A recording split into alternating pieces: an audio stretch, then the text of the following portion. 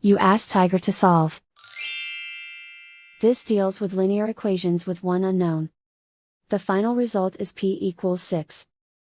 Let's solve it step by step. Simplify the expression. Simplify the arithmetic. Group all p terms on the left side of the equation. Subtract 20p from both sides. Simplify the arithmetic.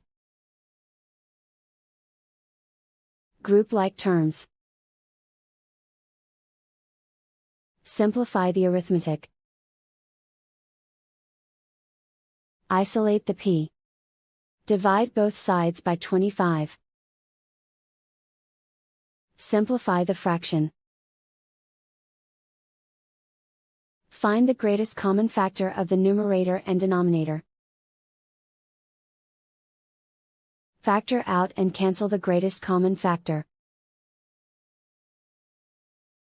And so the final result is p equals 6.